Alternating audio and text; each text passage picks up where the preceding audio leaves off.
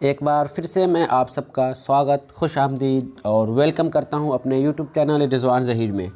मैं हूं आपका दोस्त और साथी रिजवान ज़हीर और आज आप सबके लिए हाज़िर हूं अपनी इस मानो बीएड एंट्रेंस क्वेश्चन सॉल्व के सीरीज़ में तदरीस, इक्तिसाब और स्कूल के उन्वान को लेकर के। इससे पहले हमने जनरल अवेयरनेस और मंतिकी व तज्ज़ियाती, जिसे लॉजिकल एंड एनालिटिकल रीजनिंग कहती हैं, जिसके क्वेश्चन सॉल्व करके अपलोड किया था। आप लोगों ने हमें बहुत ही अच्छा रिस्पांस किया। उसी सीरीज़ में मैं अपनी अगली वीडियो के साथ आज आप सबको मैं पूरे 20 क्वेश्चन सॉल्व कराऊंगा, 20 सवालात के जवाब दूंगा और ये सवालात होंगे सेक्शन 5 से, यानी जो हमारा सवाल आता है 100 मार्क्स के, उसमें से 5वां सेक्शन जो होता है वो है तदरीस, इक्तिसाब और स्कूल। तदरीस, इक्तिसाब और स्कूल, जिसे टीचिंग, लर्निंग एंड स्कूल भी कहते हैं। Teaching, learning and school. तो बिला किसी ताख़ीर के हम सीधे अपने टॉपिक पर आते हैं और आज के सवालात जानना शुरू करते हैं। लेकिन उससे पहले मैं एक आप सबसे गुजारिश करता हूं कि अभी तक आपने हमारे चैनल को सब्सक्राइब नहीं किया है तो सब्सक्राइब कर लें। साथ ही साथ वीडियो को लाइक, शेयर और कमेंट ज़रूर करें ताकि हमें आपके तासुरात पता चल सके। आइए तो जानना चाहते हैं कि आज का हमारा सबसे पहला सवाल क्या है। आज हम सबसे पहला सवाल लेते हैं, वो है तालिब-ए-इल्म के नामुनासिब बर्ताव में तब्दीली लाने के लिए सबसे मौसर तरीक़ा कौन सा है। यानी स्टूडेंट में नामुनासिब, जिसको हिंदी में अनुचित कहते हैं, अगर वो उसके अंदर कोई अनुचित बिहेवियर या बर्ताव है तो उसको हम तब्दीली या उसमें हम बदलाव किस तरीके से कर सकते हैं। पहला ऑप्शन है, ऑप्शन ए, तालिब-ए-इल्म को सज़ा देना, जो पनिशमेंट कहते हैं। दूसरा, सरपरस्त के इल्म में लाना। सरपरस्त के माने हो जाएंगे गार्जियन, यानी उनके जो तालिब इल्म है, जो बच्चे, जो स्टूडेंट्स हैं, उनके गार्जियन को बताना। तीसरा ऑप्शन सी, नामुनासिब बर्ताव को नज़रअंदाज करना। नामुनासिब बर्ताव को यानी उसके जो इरिलेवेंट बिहेवियर है उस बिहेवियर को देख के ही छोड़ देना। और ऑप्शन डी है, नामुनासिब बर्ताव की वजूहात का पता लगाकर मुनासिब तदाबीर इख्तियार करना। नामुनासिब बर्ताव की वजूहात का पता लगाकर मुनासिब तदाबीर इख्तियार करना। ये जो हम चौथा ऑप्शन देख रहे हैं, यही ऑप्शन हमारा सही जवाब होगा। Option D is right answer. अब हम अगले सवाल की तरफ बढ़ते हैं। हमारा अगला सवाल है, कामयाब मुअल्लिम की पहचान क्या है। कामयाब मुअल्लिम की पहचान क्या है। मुअल्लिम मीन्स टीचर होता है।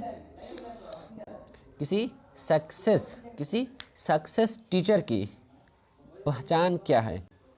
ऑप्शन देखते हैं। ऑप्शन ए, निसाब से मुकम्मल वाकफियत, यानी जो सिलेबस है या पाठ्यक्रम है वो पूरे जान रहा है, उसका पूरे नॉलेज है। ऑप्शन बी, मज़मून पर महारत, यानी जो सब्जेक्ट है या जो विषय है उस पर उसकी कितनी महारत है, उस मज़मून पर पूरी महारत है।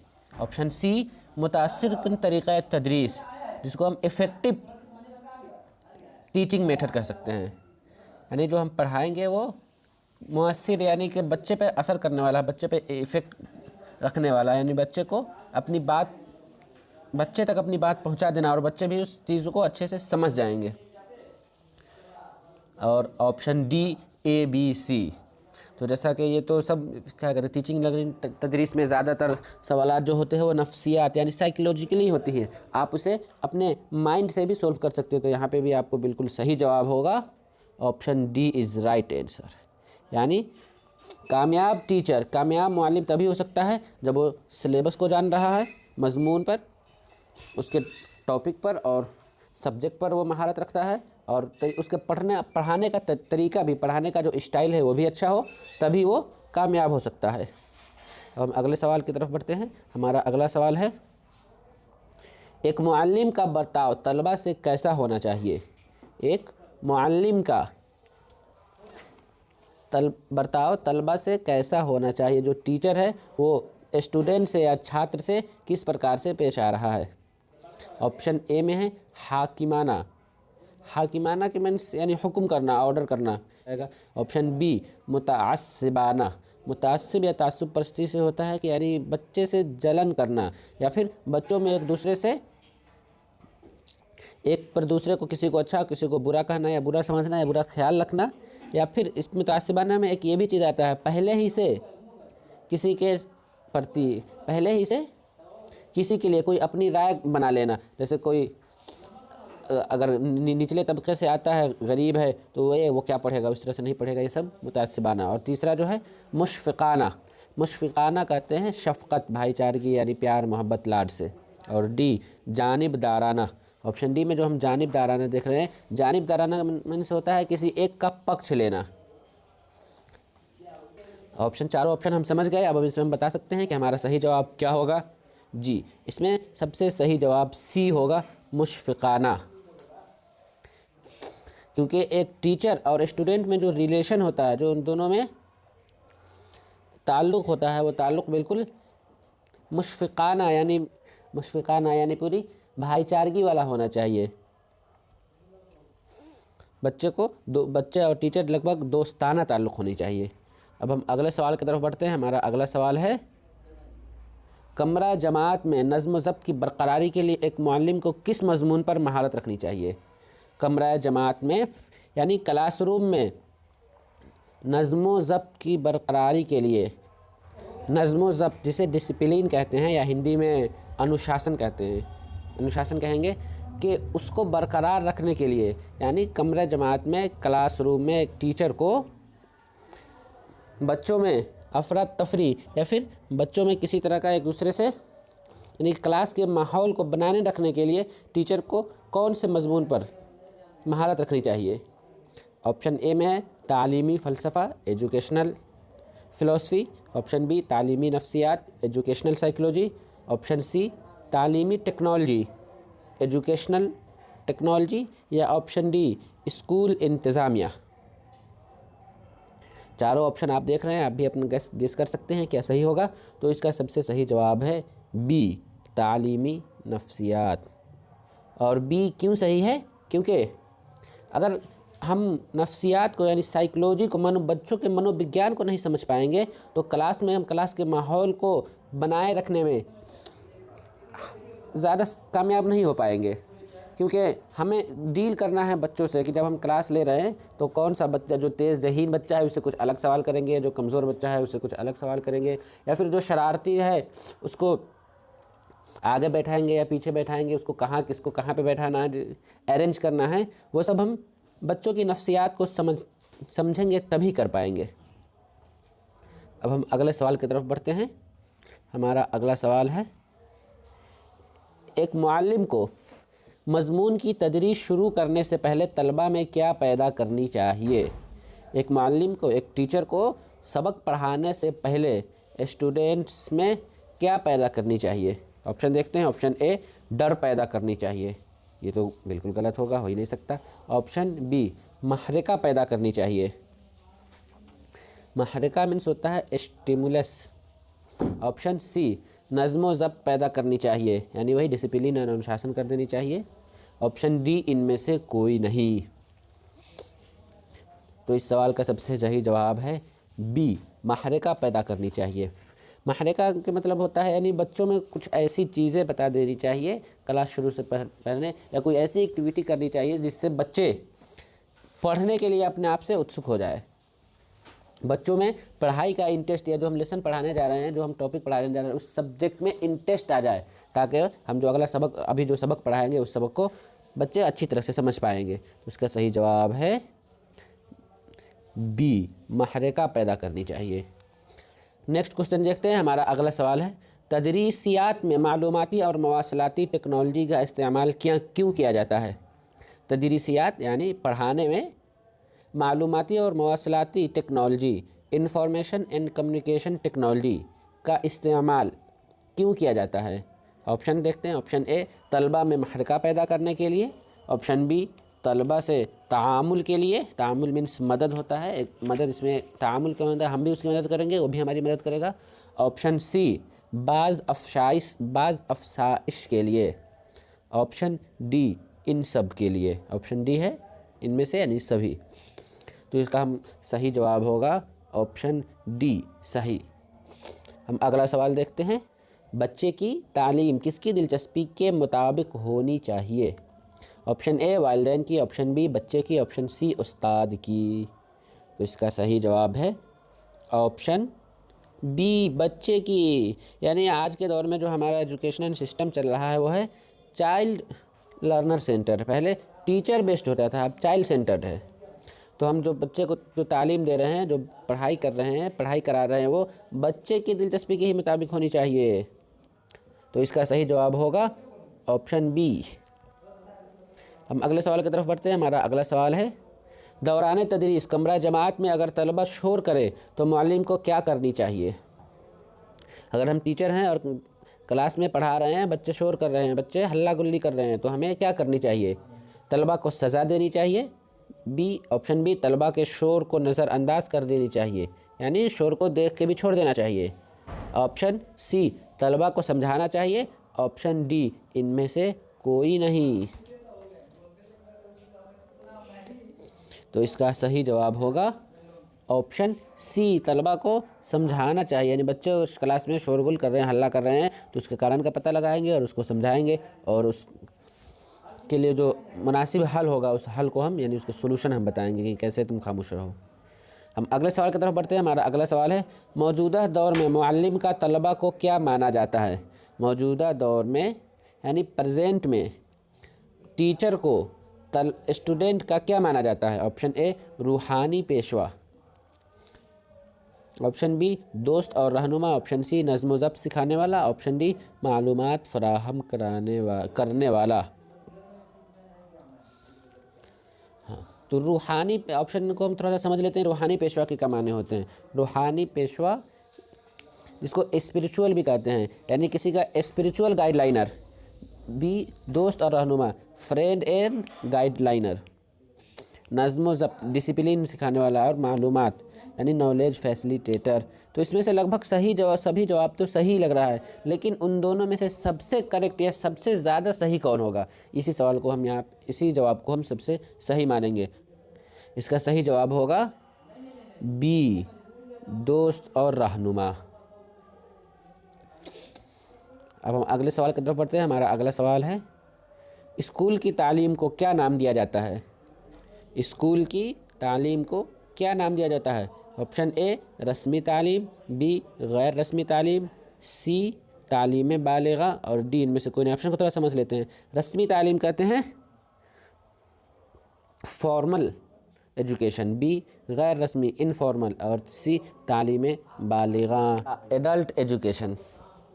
ऑप्शन डी इनमें से कोई नहीं। अच्छा, इन तीनों ऑप्शन को हम थोड़ा समझने की कोशिश करते हैं। अब रस्मी तालीम यानी फॉर्मल एजुकेशन, रस्मी तालीम कौन सा है? वही जो आजकल स्कूल और कॉलेज में पढ़ाते जाते हैं, यानी पूरे साल भर का शेड्यूल बना होता है, उसमें टीचर भी पहुंचते हैं, बच्चे भी पहुंचते हैं, और उनको एक मुतय्यना वक्त में यानी फ़िक्स टाइम पे अपना कोर्स पूरा करना होता है, उसे हम रस्मी तालीम कहते हैं। और भी जो गैर रस्मी तालीम में डिस्टेंस एजुकेशन आ जाता है, यानी उसमें ना ही टीचर फिक्स होते हैं और ना ही स्टूडेंट के लिए कोई एक स्कूल में क्लास करना या उसके हाज़िरी उसकी ज़रूरी होती है, बल्कि और साथ ही साथ गैर रस्मी तालीम में कोई एक वक्त भी बहुत ज़्यादा होता है। रस्मी तालीम में 2 साल का कोर्स है, 3 साल का कोर्स है, वो फिक्स है, लेकिन उसी कोर्स को गैर रस्मी तालीम में 3 साल के बजाय 5 साल का भी, 6 साल का भी कर दिया गया होता है। और जो तालीम बालिगा है एडल्ट एजुकेशन, यानी वो लोग जो उम्र में ज़्यादा हो गए हैं, उनकी पढ़ाई के लिए जो इंतज़ाम किए जाएंगे, उनकी शिक्षा की जो व्यवस्था की जाएगी, उसे तालीम बालिगा कहते हैं। तो ऑप्शन को समझने के बाद अब आप भी सही समझ गए होंगे कि स्कूल की तालीम को यानी स्कूल में जो स्कूल और कॉलेज में जो पढ़ाया जा रहा है उसे रस्मी तालीम करार दिया जाता है। अब हम अगले सवाल की तरफ बढ़ते हैं। हमारा अगला सवाल है, किस माहिर तालीम में मादरी ज़बान में तालीम देने पर ज़ोर दिया था? किस माहिर तालीम ने मादरी ज़बान में तालीम देने पर ज़ोर दिया था? Option A Mahatma Gandhi, option B Radha Krishna, C doctor Zakir Hussain, और डी रविंद्रनाथ टैगोर। तो इसका सही जवाब होगा ऑप्शन ए महात्मा गांधी ने ही मादरी ज़बान में यानी मदर टंग में शिक्षा देने की वकालत की थी। अब हम अगले सवाल की तरफ बढ़ते हैं। हमारा अगला सवाल है, स्कूलों में खेल को मुतारिफ़ कराने का बुनियादी मकसद क्या है, यानी स्कूल में जो हम स्पोर्ट्स एक्टिविटी कराते हैं उसका पर्पज़ क्या है। ऑप्शन ए जज्बा मुसाबकत को फ़रोग़ देना, ऑप्शन बी तलबा के वक़ूफ़ी नशोनुमा में मदद देना, ऑप्शन सी नफ्सी हरकी नशोनुमा के लिए मौक़े फ़राहम करना, ऑप्शन डी जिस्मानी ताकत को बढ़ने का मौका देना। तो इसका सही जवाब होगा ऑप्शन सी नफ्सी हरकी नशोनुमा। नफ्सी हरकी कहते हैं साइकोमोटर, साइकोमोटर डेवलपमेंट के लिए अपॉर्चुनिटी यानी मौक़े फ़राहम करना, उसको मौक़े देना। इसमें तरह चारों ऑप्शन है, चारों ऑप्शन को हम समझेंगे तो अपने हमारा डाउट क्लियर हो जाएगा, क्योंकि साइकोलॉजी ऐसा सब्जेक्ट है जिसमें हर वक्त स्टूडेंट को कुछ ना कुछ थोड़ा सा डाउट ही रहता है, ये भी सही हो सकता है, वो भी सही हो सकता है, और इसके ऑप्शंस भी ऐसे ही रहते हैं कि लगभग सब सही लगता है। लेकिन तो हम ऑप्शन ए में जो जज्बा मुसाबकत को फ़रोग़ देना, जज्बा मुसाबकत कहते हैं एक दूसरे से बराबरी या एक दूसरे से आगे बढ़ जाने की जो हिम्मत होती है, हौसला होती है, उसको बढ़ाना। तो हाँ, ये भी हो सकता है, लेकिन ऑप्शन हम अगला देखेंगे, तलबा के वक़ूफ़ी नशोनुमा में, तलबा के कॉग्निटिव डेवलपमेंट में हेल्प करना, और सी नफ्सी हरकी साइकोमोटर मौका फ़राहम, जिस्मानी ताकत को यानी फ़िज़िकली उसे मजबूत करना। सही सभी ऑप्शन तो लगभग सही है, लेकिन इनमें से सही सबसे सही और करेक्ट आंसर है ऑप्शन सी नफ्सी हरकी नशोनुमा के लिए मौक़े फ़राहम करना। हम अगले सवाल की तरफ बढ़ते हैं। हमारा अगला सवाल है, किसी मुल्क के तरक्की याफ्ता कहलाने का इन्हिसार किस पर होता है। किसी मुल्क के तरक्की याफ्ता यानी डेवलप्ड कहलाना किस पर होता है, किस बेस पर किसी मुल्क को डेवलप्ड कंट्री कहा जाता है। ऑप्शन ए तालीमी इदारों के मौसर होने पर, बी मजहबी इदारों के मौसर होने पर, सी सियासी जमातों के मौसर होने पर, डी इनमें से कोई नहीं। हम ऑप्शन को समझते हैं, तालीमी इदारों के यानी एजुकेशन के जो सेंटर्स हैं उसे एक इफ़ेक्टिव होना, मजहबी इदारों यानी जो रिलीजियस सेंटर हैं उसे इफ़ेक्टिव होना, और सियासी जमात यानी जो पॉलिटिकल लीडर है, पॉलिटिकल पार्टियां हैं, उससे मौसर होना। तो हम इसका सबसे सही जवाब होगा ऑप्शन ए, यानी किसी मुल्क के तरक्की याफ्ता कहलाने का इन्हिसार केवल तालीमी इदारों के मौसर होने पर ही होता है। वैसे और भी कई सारी चीज़ों पर किसी मुल्क के तरक्की याफ्ता यानी डेवलप्ड कंट्री कहा जाता है, लेकिन जो ऑप्शन दिख रहा है उनमें से सही सबसे सही ऑप्शन है ऑप्शन ए। अब हम अगले सवाल की तरफ बढ़ते हैं। हमारा अगला सवाल है, तालीम में तरीक़ा तदरीस का क्या उसूल होना चाहिए। तालीम में जब हम पढ़ा रहे हैं तो किस मेथड को हमें अपनाना चाहिए। तिफ़ल मरकूज़ यानी चाइल्ड सेंटर, बी मुअल्लिम मरकूज़ टीचर सेंटर, सी समाज मरकूज़ यानी सोसाइटी सेंटर, और डी हयात मरकूज़। ये तो इनमें से सबसे सही जवाब होगा कि तालीम में हम जो पढ़ा रहे हैं वो तिफ़ल मरकूज़, ऑप्शन ए सही जवाब है। तिफ़ल मरकूज़ को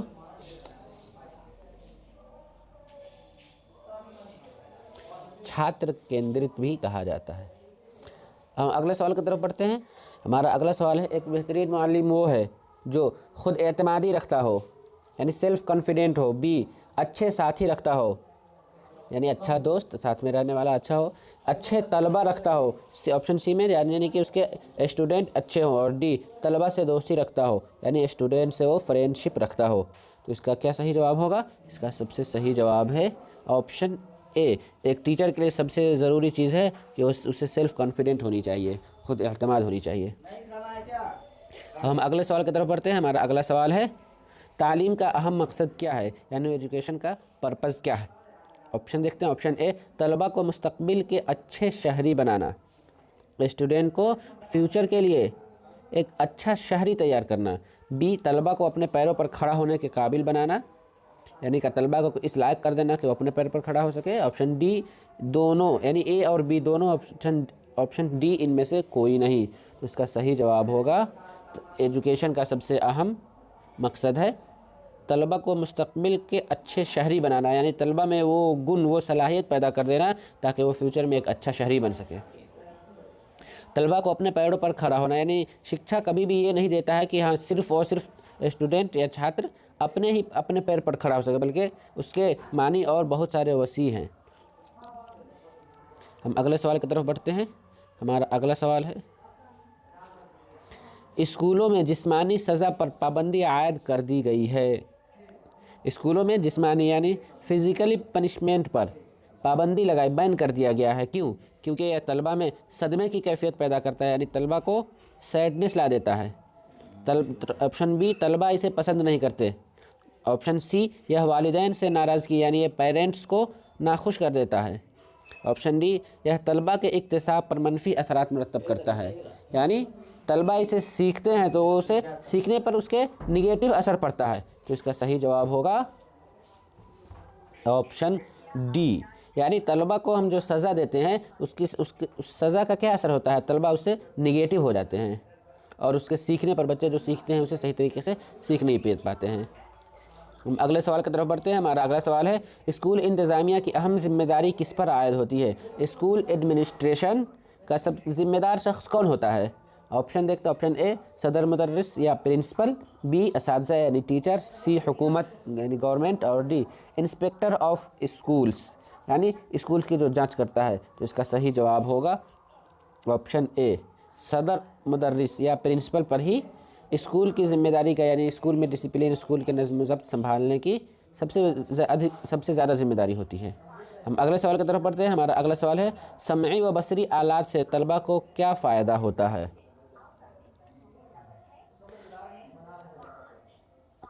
audio video tools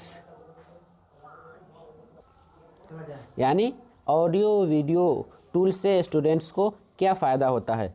option A में नज़्म ज़ब्त की आदत बनती थी। ऑप्शन बी, सोचने की सलाहियत में यानी बच्चे के जो थिंकिंग में इजाफा होना। सी, समाअत और बसारत यानी सुनने और देखने में बढ़ोतरी होना। डी, मज़ामीन को अच्छी तरह समझने में मदद यानी जो हम सब्जेक्ट या टॉपिक पढ़ा रहे हैं उस टॉपिक को स्टूडेंट्स बहुत अच्छी तरह से समझ पाएंगे। यानी हम समय बसरी आलात का क्यों इस्तेमाल करेंगे? तो इसका सबसे सही जवाब होगा ऑप्शन डी, मजमून को अच्छी तरह समझने में मदद करता है। यानी बच्चे में जो हम समय और बसरी आलात जो हम लाते हैं, जो यानी कोई ऐसी टूल्स इस्तेमाल कर रहे हैं जो बच्चे देखे भी और उसे सुने भी, जैसे कोई वीडियो वगैरह दिखा देना, तो उससे तलबा को मज़ामीन अच्छी तरह समझने में मदद होती है। अभी मेरा अगला और आज के इस सेशन का सबसे आखिर सवाल है, लेकिन उस सवाल को हल करने से पहले मैं आप सबों से एक गुजारिश कर देना चाहता हूं कि आपको ये हमारी वीडियो कैसी लगी हमें नीचे कमेंट बॉक्स में ज़रूर लिखें। साथ ही आप अगर कोई और सवाल के जवाब जानना चाहते हैं तो वो सवाल लिखें। साथ ही साथ अपने तअस्सुरात ज़रूर दें ताकि हम अगली वीडियो में उसकी भरपाई कर सकें। और एक रिक्वेस्ट है कि अगर अभी तक आपने हमारे वीडियो को लाइक नहीं किया है तो लाइक कर दें, और सब्सक्राइब नहीं किया है चैनल को तो सब्सक्राइब कर दें। चलिए तो हमारा आखिरी सवाल देखते हैं, तलबा की तहसील का ज़्यादातर दारोमदार किस पर होता है? यानी तलबा जो सीखते हैं, हासिल करते हैं, वो किस पर डिपेंड होता है? ऑप्शन ए, अच्छे निसाब पर। ऑप्शन बी, वालिदैन की तवज्जो पर। ऑप्शन सी, दरस व तदरीस के अमल पर। ऑप्शन डी, नज़्म व ज़ब्त पर।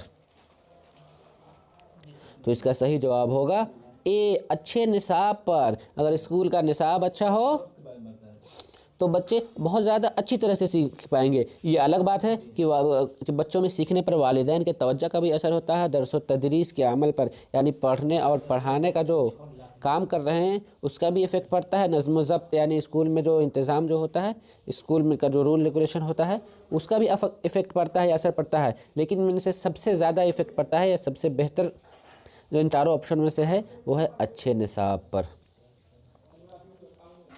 चलिए तो शुक्रिया दोस्तों, आज की इस वीडियो के लिए बस इतना ही। हम अगली वीडियो में फिर मिलेंगे एक नए सवालात के साथ, जो कि हमारा अगला सेशन होगा वो साल 2018 में पूछे गए सवालात का सेशन होगा। हम उनके सभी सवालात के जवाब हल करके आपको वीडियो के ज़रिए से दिखाते रहेंगे। शुक्रिया। सब्सक्राइब कीजिए हमारा YouTube चैनल और बेल आइकन को प्रेस कीजिए लेटेस्ट नॉलेजेबल वीडियो सबसे पहले पाने के लिए।